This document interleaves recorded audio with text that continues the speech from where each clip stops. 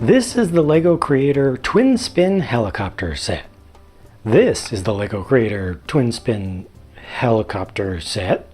And this is the LEGO Creator Twin Spin Helicopter set. It's a 3-in-1 set, so all of these three are the official builds with instructions included in the box, and I'm going to show you each one up a little bit more closely.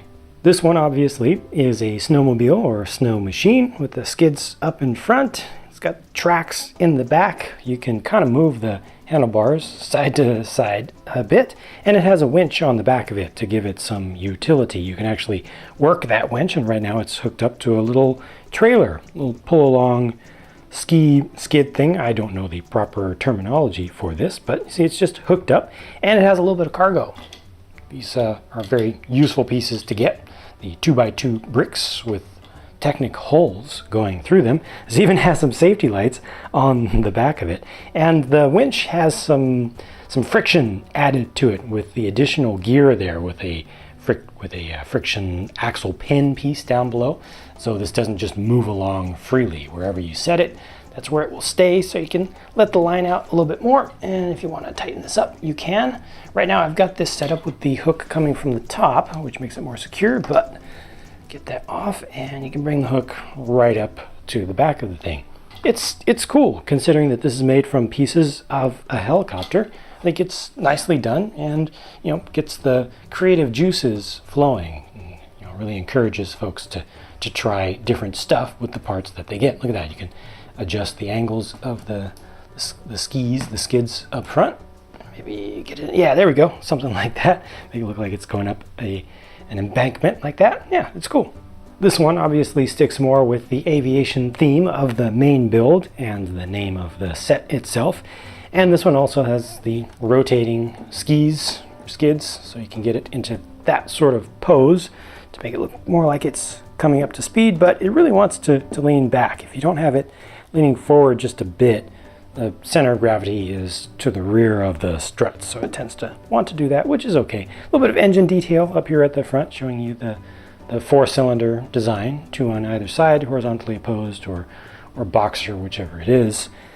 I don't know, I haven't seen the inside of the engine, but yeah, this thing looks pretty cool for what it is. Nothing too fancy. I think the color scheme is okay, a little bit on the colorful side, but I always appreciate getting medium blue colored parts, especially this slope piece up here and the wedge, a couple of wedges that are partially curved back here at the back. So good parts, and this looks very classic to me. It just looks like an old LEGO system set, very, very old. They used to make cars that would use these 2x2 slope bricks as the windscreen and the rear window. So that just kind of gives me a little bit of jolt of history.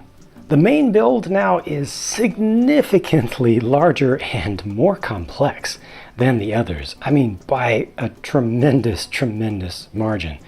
Obviously, it's a larger thing here because it uses all of the parts, but the coolest thing about this, to me, is the gearbox system that's built in. You can already see the winch set up here. You can let that out. You saw that on the snowmobile, and it comes with this little snow cat, and look at that. That's set up pretty much at the center of gravity there. That's a cool looking little build in and of itself. I like that quite a lot. It looks pretty proper. Got a little bar on the front. Maybe you could tow something with that or tow it. It just looks cool. However, this winch is not the gearbox setup I was talking about. There's no gearbox involved there at all. It's very simple and straightforward. Instead, back here, this wheel is connected to an axle that goes through the whole thing, and there are some bevel gears in here that allow you to do this. Look at that. How awesome is that? That is great. And it's all hidden away, very, very nicely hidden away inside of the thing. I think it's just phenomenal.